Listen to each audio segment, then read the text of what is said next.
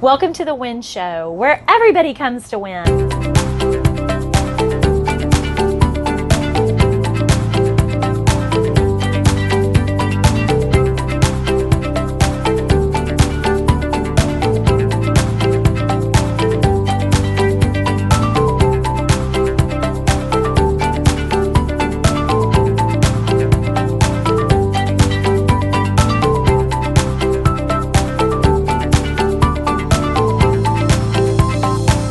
The Wynn Show, where everybody comes to win. You are going to love today because today we have with us Karen Riordan, who is the President and CEO of the Myrtle Beach Area Chamber of Commerce. Say that twice. I know, right? Oh, can I get that out? Absolutely. We're excited to have you here. Thank you, Wynn. Thanks for being. I'm happy to be here. Good. Hey, so first thing, that's a big old title. President, CEO, Myrtle Beach Area, the whole thing. Can you just sort of break that down for us a little bit? What does that mean you do? My job breaks down into a couple of different components. The first really is about the Chamber of Commerce itself, right? So a classic chamber, which is a business civic organization, over 2,700 businesses, some really small, some really big, some in hospitality, some not.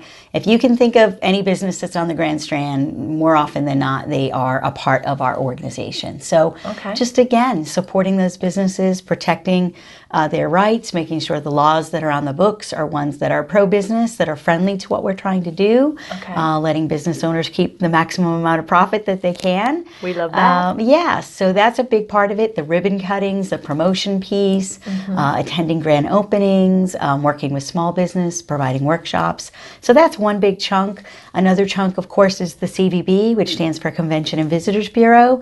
So that's really the tourism arm of our organization. And we are it's called a designated marketing organization. So that means that we do receive funds from the city of Myrtle Beach and from the county and from Surfside. We receive accommodations tax, a portion of it. And we also receive something called the tourism development fee, a portion of it. And that is public money. Those are tourists who've paid those taxes and fees when they've been here visiting, and they get collected by the state. They go back to the city and the county, and then we receive them at the CVB, and that makes up the bulk of our budget to go out and tell the world, to tell Virginia and West Virginia and North Carolina and Georgia, all the states that we're in, as well as international, why people should come to visit Myrtle Beach. So that's job 2. And then job 3 is the legislative piece. So part of Promote, Protect, Improve is on the protection side, going to Columbia quite often, going to Washington, D.C., speaking with our local elected leaders and talking with them about bills that we may be concerned about, that we think, again, are not very business friendly, or urging them to support bills that we think would be really, really good for our economy. And particularly at this time of year, from January to May, when the House is in session, Senate is in session, in Columbia, we're very busy going back and forth. Okay, so the real question here is, do you have a clone or a twin? Because that's a lot of stuff. I don't, but I have a great team. We are 42 people strong at the Myrtle Beach Area Chamber and CVB. I have a full-time person that does all the government affairs now on the legislative side. So that's wonderful. That's a fairly new role. We have a great marketing and sales team that's doing tourism, going to those trade shows and sending out those emails and visitor guides and doing all that hard work. And then, of course, I have a great Chamber of Commerce staff, and we're able to amplify what we can do because we have these marvelous ambassadors and other people that are really an extension of our team. So sometimes we feel like we're a bigger organization than we actually are, because we try to be hands and feet out on the streets and be, present for anything that's going on in our community. Well, that's the thing. I feel like everywhere I go, there you are, as well as the team, right? And the ambassador group is super important. But I mean, just even you, like, I feel like I see you, that you're approachable, that you're at events, that you're in so many places. Thank you. That is a big part of the job. You do have to love people. You have to love you love your community, get to know your community. And for me, being a fairly new resident here to the Myrtle Beach area, area. Yeah. That's fun. For me, that's my idea of fun, is going out and trying new restaurants, going to the ribbon cuttings, going to the grand openings of a new business. I have a real heart for small business in particular, and so I enjoy hearing, why did they decide to pursue their dream? You know, what's the vision for the business? How can we help? And of course, we have some really, really large companies too, and they need our help as well. It's just maybe a little bit different. So I am booked a lot. I tend to do a lot of appointments, a lot of outside public appearances, engagements, the ribbon cuttings, speak to all the Rotaries or other civic groups, just so that they know what we're doing and how they might be able to help and join us. So it's very busy, and then a lot of engagements at the evening and on the weekends. So because that's the thing. I've seen you during the day, at night, on the weekends. I see you so many places. I have a very loving and patient husband that doesn't mind that I say, I have to pop here at 6 o'clock on Wednesday night, or Saturday morning there's a ribbon cutting at 9, and I'm going to go do that and then come back. And does he, this is your thing. He is a great support. Yes. Shout out to all the great supports out there, whether it's your man or your woman or your whatever, right? I have a super support man as well. But doing these things and being in all these places is not what lights him up, right? Correct. Or is it? Okay. Correct. So it's very rare that you'll get a chance to meet my husband, Michael, in that he likes to be a private person, and he's always been his own private business person. And so occasionally I'll drag him to an event, or I'll entice him or convince him. And 99.9% of the time when he comes, he just says, "Wow, that was awesome. I really enjoyed myself." But as a matter of rule, he doesn't necessarily want to attend all those things, and that's okay. We've just sort of figured that out, and I enjoy it. And I'll come home and I'll be all excited, and I'll tell him, well, this is what happened, and this is what we did, and that kind of thing. And he listens. Yes, he listens. Oh man, yes. Shout out to Michael. That's really big. Yeah. So you made a mention of that you're kind of new to this area, so you're new-ish, because you have been here for a bit and set up and have where you hit the ground running when you got here. So your roots are pretty in the ground. But where did you come from? Like, how did you get to Myrtle Beach and it's just one of those, that you probably hear all the time, a crazy story of not looking for this, not expecting it, not really pursuing it, but God had another plan, and I really do believe that. I was very happy in Williamsburg, Virginia. I had actually been, lured first by the company I worked for in Boston to go to Washington, D.C. So that happened in the early 2000s. We had an office of the same company, so it was really a transfer. So it wasn't as scary as leaving a company. So I went to become the president of an office of the company I'd worked for many years. And so I became a Virginian. And so I was in Northern Virginia outside of the district, and we'd go into DC a lot. And then we started traveling to learn that state. And it's a beautiful state like South Carolina. And so we would find ourselves more often than not going to Williamsburg and Virginia Beach, because, that's the beach in Virginia. And Williamsburg was a place that my husband, as a history lover, absolutely adored. And I also have a daughter who loves that. Happily, right? So we would travel on day trips, and, sometimes a weekend, and we would go and kind of understand that whole scene, Jamestown and Yorktown and Colonial Williamsburg. And so one of my clients was actually the attraction Colonial Williamsburg, which is the settlement and sort of the reenactment of what used to be there in the 16 and 1700s. And so I would travel there also for business. And then one day, a recruiter enticed me to go to Williamsburg and check it out and apply for the position. I was being vacated by a man who had worked there for many years, kind of the same thing as like an Ashby Ward. At the Myrtle Beach Chamber. Everyone knew him. He was an institution. And ironically, he was retiring and moving to South Carolina. And so the position was showing open. you a path without knowing that God was laying out that idea. Oh, so I moved there, and I was there for 5 years and was really enjoying Williamsburg. And really, we liked where we lived. Our daughter went to high school there, and we were just enjoying our life there. And then in the industry, you start to hear about different things that are happening in people on the move. And there was literally a magazine that had a little snippet like that. And it had a picture of Brad Dean, and it said, on the move, Brad Dean is leaving Myrtle Beach, and he'll be taking this new position in Puerto Rico. And I thought, oh, good for him. I didn't know Brad. I never worked with him, but I knew Right. of him Okay. in the industry. And so I thought, well, I didn't think anything of it. And then about 3 or 4 weeks later, I received a phone call from a company that said, hi, we're conducting a search and looking for a new president and CEO. Do you know Brad Dean? I said, again, I know of him. And they said, well, he's left. And so, this is a top priority for our firm, and we are starting to gather resumes and want to start talking to people. I said no. I said, thank you so much, but I'm really happy where I am. And they said, okay, well, if you think of anyone else, let us know. About 3 or 4 weeks went by, and they called me again, and they said, are you sure?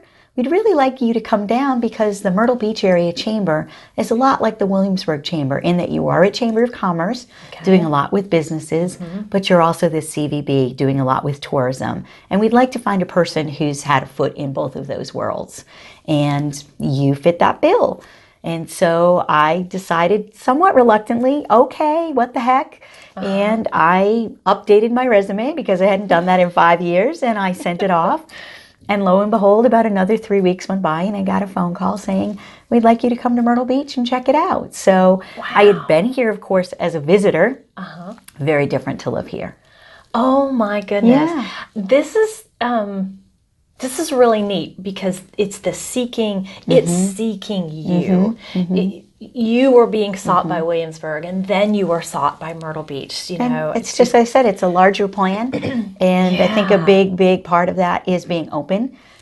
Some of my friends from the Boston area are very surprised that my husband and I and our daughter have moved, first from what was safe and comfortable in New England, to Virginia and Washington, D.C., and they love to come and visit. Then when we moved to Williamsburg, wow, this is a great place. I can't believe you moved again and did this. And now they just are like, oh my gosh, this is crazy. Now you're, and they all believe, like I do, that you're where you're supposed to be, because those who've known me my whole life know that I'm intrinsically a beach person. I adore the beach. It's my favorite place. It's the place I'm very, very happy. It's my restorative place. It's my de-stress place. It's the walk on the beach and just soak in the sun, feel the sand between your toes. It just makes me very, very happy. When I was a New Englander, I got to go to places like Cape Cod, but summer was very short and the rest of the year was very cold.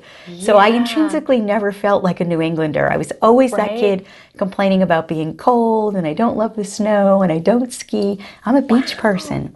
So all my friends are like, you're at the beach. This is crazy. On some level, you were seeking this too. Yes. On this deeper you level. were like, I do need the ocean. I need this I just sand didn't sun ever consider, as I think as most of us do, I just didn't ever consider that was even possible. It wasn't even a dream I was dreaming. It just really wasn't. It was just, oh my gosh, I love that place. It's really pretty. It's always fun. It's always fun to visit there, but I could never work there. How would I ever work there? Oh my gosh. And then it happens. So you just brought up, of course, my favorite word, which is possible, because I am all about the I'm possible lifestyle. So we're going to break for just a second. When we come back, we're going to dig into that. Okay. Never thought it was possible, and yet here you are. This is so great. We'll be right back with Karen Riordan.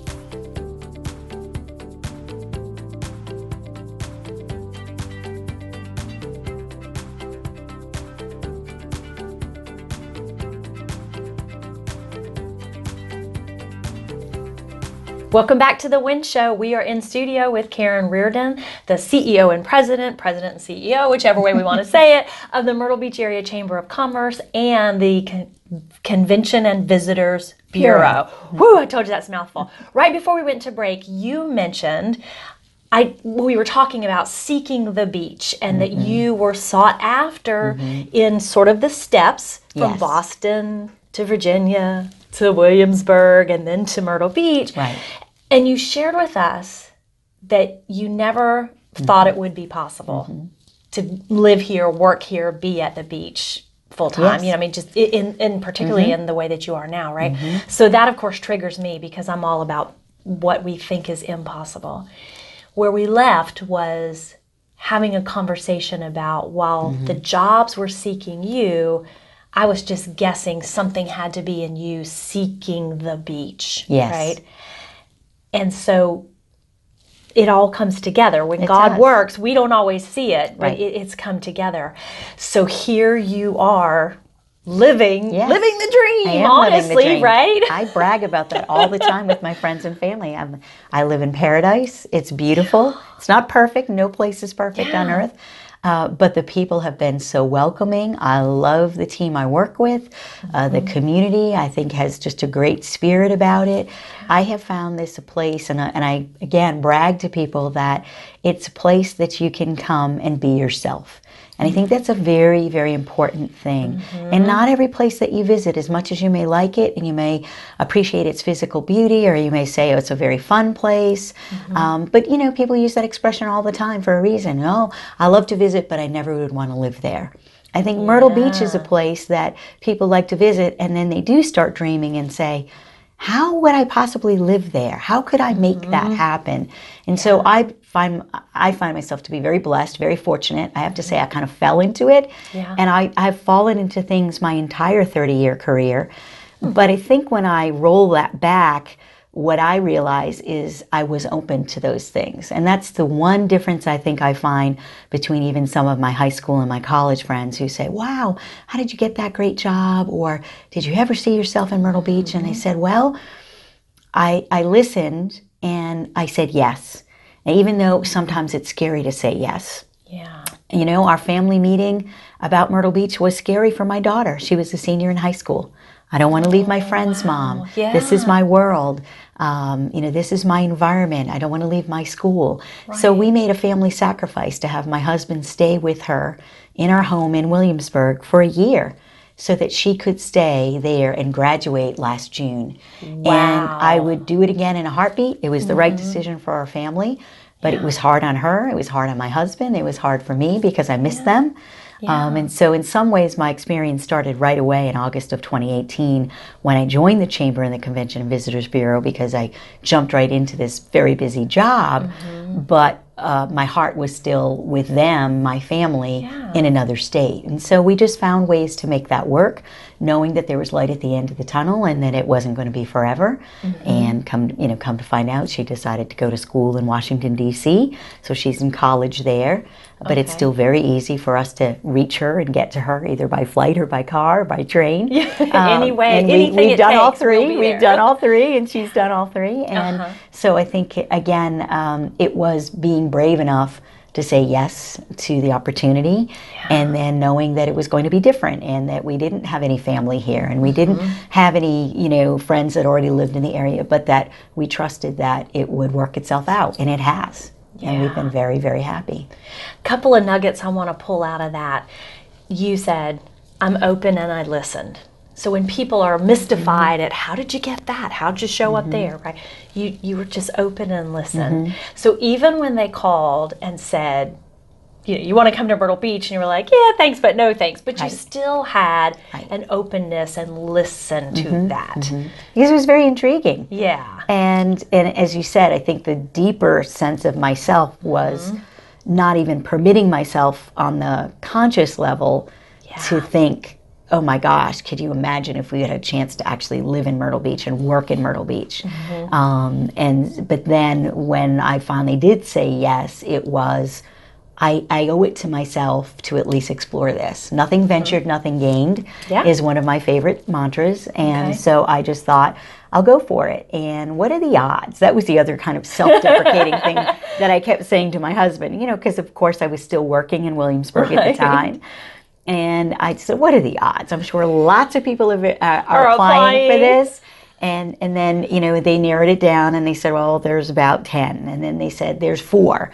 And then the last call was, it's between you and one other candidate. Can you fly down, spend the day, talk with the, selection committee? And even then I thought, 1 out of 2, but they'll pick the other person, right? And so it just, and honestly, it really helped me through the process because I wasn't outrageously nervous.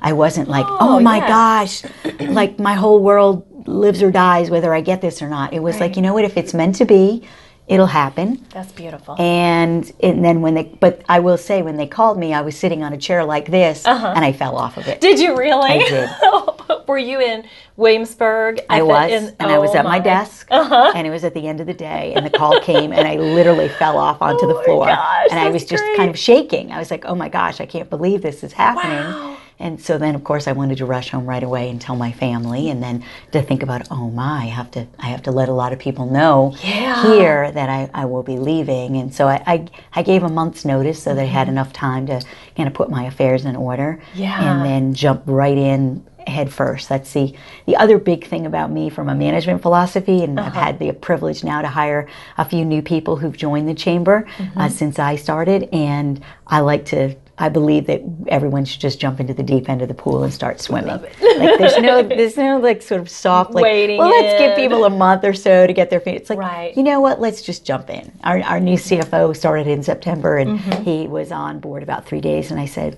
like I told you in the interview process, it's budget season for 2020. And he's like, really this week, my first week? I said, absolutely. Need you to start to familiarize yourself with the 2019 budget, because you're going to be a big part of helping us draft the 2020 budget. And he loved it. And he says now, after the fact, that was the best thing. It was absolutely the best thing. So, you know, when I in the work that I do in coaching people and business owners and how do we scale, and anyway, a big part of it is you just have to get in and go. Yes. Right? You can't, it drives me crazy when I hear people, you know, they're fixing to get ready, right? We're big on that in the South, right? Well, I'm fixing to go to the store. Why don't you just go, you know? Exactly. Just go to the store and get what you need. So I love that that's your philosophy. Just if you're coming in, let's get started and we'll work it out as we go, because that's how you learn. Absolutely. If you're always getting ready to get ready, who needs a month on the job? That's a wasted month. Let's get in here. With that comes though the humility of, I don't know what I don't know, so I am going to make mistakes. And that's where the listening comes in, is trying to surround yourself with great people, being open to what they have to say to you, learning from them. All right, you've been here. How did we do this last year? Is there a process? What do you think is the best way to do that? Getting those ideas. Even so, made some mistakes. I was on board 2 weeks when Hurricane Florence arrived. Oh my goodness. So I had to learn all about emergency preparations and emergency management, and it wasn't a theoretical exercise, it was real. But it wasn't good. No one liked that we had that. But it was certainly a great learning experience for me, because I just had to learn like this quickly. Yeah, I love that. Right up there. Right up there. Whoo-wee. Okay. So what I'd love to do is to give folks a minute to digest. That was a really good leadership moment that you shared. And there's a hidden one to that as well. The thing that I think is hidden in all of that is, you said, as I shared with you in the interview process, right? When people tell you things, believe them, right? And then when they show you that what they said is true, like, don't think you're going to change that. It's the truth. That's how we, you know, and certainly in an interview, that's when you want to be like putting all your cards on the table to make sure you're a true match for people. Yeah. That's very important. So there's a little hidden thread in there. I want to make sure people don't lose out on that one.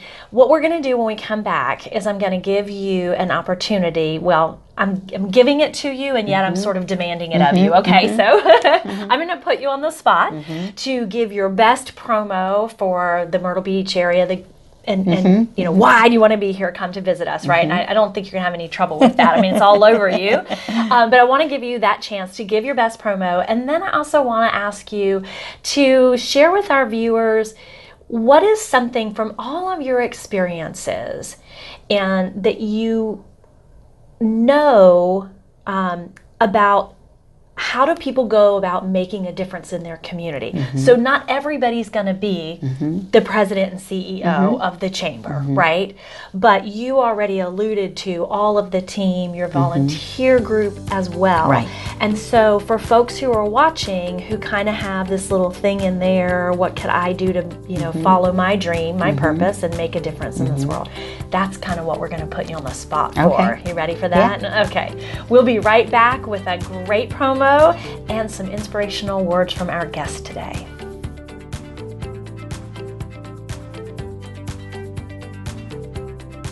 Welcome back to the Wynn Show. We are in studio with Karen Riordan, and she has got a promo. We're putting her on the spot for this, but it's not going to be hard for her because she oozes the passion for Myrtle Beach. But we're going to let her give you the best spiel on why Myrtle Beach and the Grand Strand, and then we're going to hear as we wrap up those inspirational words that you and I both need to get out and make a difference in our community. So give them the what for. So visit Myrtle Beach. Where else in the world can you enjoy 60 miles of pristine beaches, this beautiful coastline, and we're so much more than the beach. That's what I really love about Myrtle Beach is as this community has grown, we have incredible seafood restaurants. We have great Italian, we have great Chinese, we have just a great culinary scene.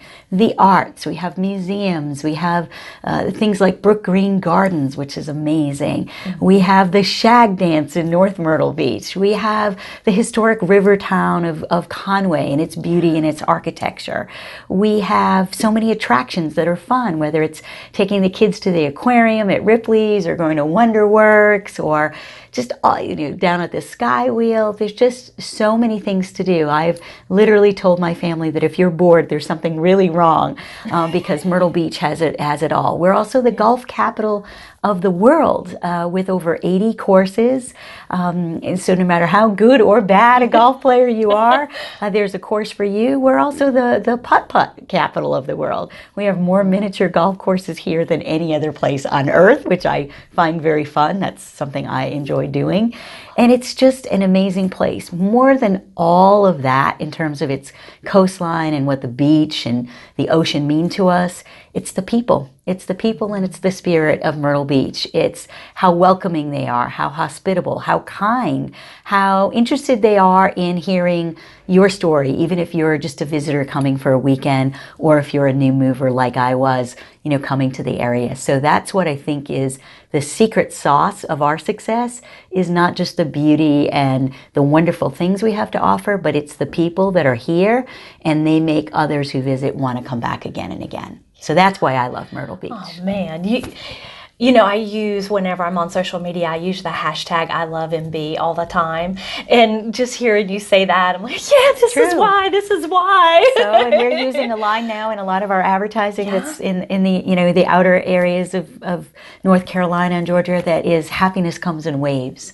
And I just love that. I just love that because that's how I feel. And again, it means so much more than literally walking the beach. It's just this idea that you can have a really fun time. It can be busy. You can go to all the nightlife. I didn't even mention all the great shows, Alabama Theater, Carolina Opry, the comedy clubs we have, all the great things you can do at night. But if you want a quiet, romantic weekend for Valentine's Day, you can do that. If you want to do something really rowdy and fun for 4th of July, we've got that too. So you really can find what makes you happy along these 60 miles of coastline. And I think that's magical. I think it's pretty neat. It is. It is magical. And hearing you say it, it makes it even more so. I'm all in. I love it. You are all in, but you've been all in since day one. Absolutely. I mean, when you showed up here, you were like, I'm here and I'm ready to work for this community and in this community. Yes. I didn't know you like Putt Putt, so that's fun. Gosh, you come down and play, you might just run into Karen. Absolutely. I try to go to a different course every time so I can, figure them all out. And that could take a long time. Yes, and the other part of that is whoever wins has to buy ice cream. So I'm a huge fan of ice cream. So. What's your flavor? Chocolate. I'm a chocolate lover through and through. So chocolate, I'll take chocolate mousse tracks. I'll take chocolate with chocolate chips. Anything that's got chocolate in its name, you're going to have it? Over. Okay. Yes. So if you do run into Karen out playing Putt Putt, get her some chocolate ice cream. That is fantastic. So to wrap us up here, you've been so gracious with your time and your spirit, and I'm just so delighted that you are here and leading the charge for our community because, you're it, right? You just exude. So, but I want to ask you one other thing, which is to share with viewers from all of your vast experience, from all the areas you've lived in, you've seen people making a difference without having to be in charge or in a position. So for our viewers who are sitting there and they're thinking, well, that's really great, but I don't own a business. I don't run a thing, right? What's something simple that they could do that you've seen makes a big difference in communities? I love this question so much, so thanks for asking it. I was speaking with someone yesterday who's a new retiree, and he said, I love golf, but my wife and I can't do that all the time. I want to get involved.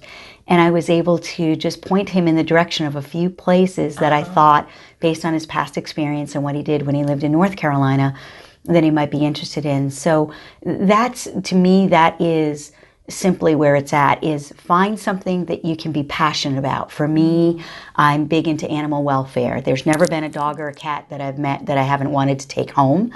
Can't take them all home, but it can help do fundraisers. I can help volunteer. I can walk the dogs. I can do things like that.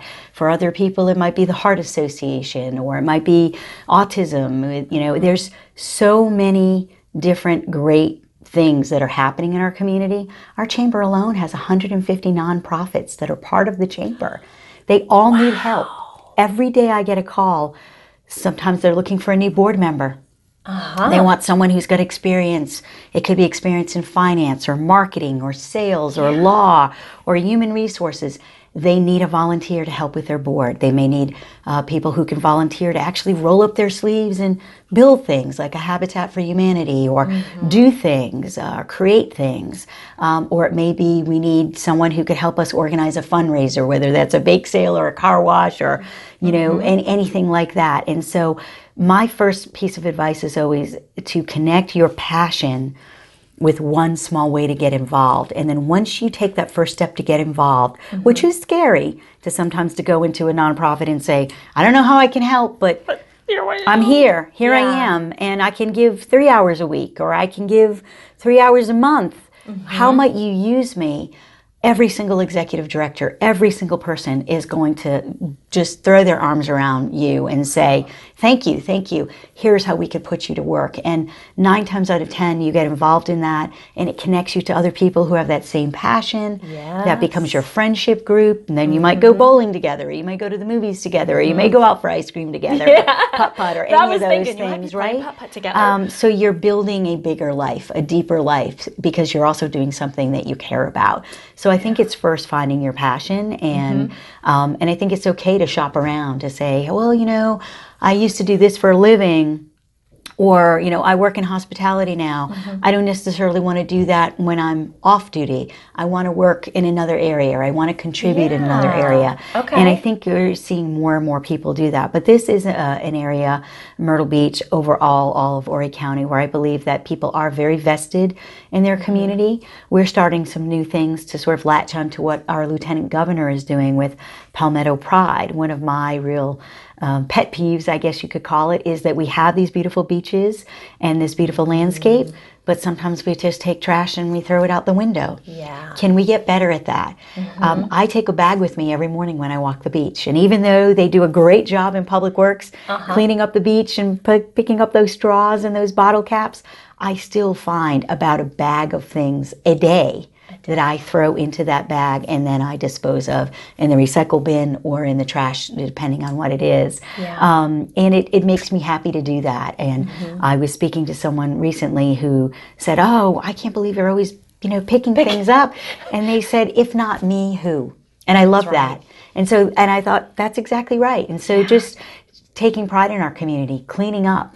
I knew a husband and wife in Williamsburg who did that every morning. They went for an hour-long walk, and they walked different neighborhoods, and they were always picking up as well. It's just little things. It's just little things to show how much you love the area and the other people who live here. It might be, you know, cooking at the homeless shelter one night a month, making hamburgers, or making your favorite mac and cheese recipe. You know, it could be sitting with someone in a senior citizen home and who's lonely, and just sending them a card, or bringing them a plant, or just spending 15 minutes with them so they have someone to talk to. There's just so many different ways to get involved, but it's different for every person. And that's why I say it's got to be a connection with your passion and what you think you care about that is going to bring you joy. Because when you do those things, you don't do them for any other reason other than they give you joy. Because I want to help this person, and that's true. But when you reflect back, it brings you so much satisfaction and joy. And so, anyway, I'm very, very impressed with this community, because I see so many people out doing that. And they don't have to be the CEO, and they don't have to be a VP. It can be anyone And it should be anyone and Everyone. everyone. Yeah. Really, it really should be. And I see it. And I see it every day when I'm walking, when I'm out and about. And that, again, makes my heart feel very full, because it's like, wow, people care enough to be doing this. To do this, yeah. People in our community caring, they see you. It just keeps going around and around. And you've given our viewers a ton of ideas about how to step out in those small ways. You can rewind and watch to get all the ways that Karen knows to do this. But you said two things. The combination of the passion. Start with your passion first and step in there. But the other thing you said that I think makes us feel really great is, it could be scary to step into a volunteer organization and go, hey, I'm here, but they will embrace you and put their arms around you. That's a gold nugget right there to know, because that's what will get us out of the house and into the organizations. Yeah. Nike used the slogan for years to sell sneakers, but I like it as it relates to community service. Just do it. Absolutely. Just do it. Super. Okay. Well, we thank you so much for being with us here today, for all of your time that you've given. Folks, big shout out to the Myrtle Beach Area Chamber of Commerce and to Karen Riordan for being with us on the Wynn Show today. Hope this has inspired you. And if you would, leave us a comment to let us know what you've committed to do based on this interview. We'll see you next time for another episode of the Wynn Show. Thank you for watching this episode of The Wynn Show. This is Wynn, and I'm inviting you to discover what's possible in your life by joining me in the I'm Possible Discovery program. You can find all the details at bsharp.us/join.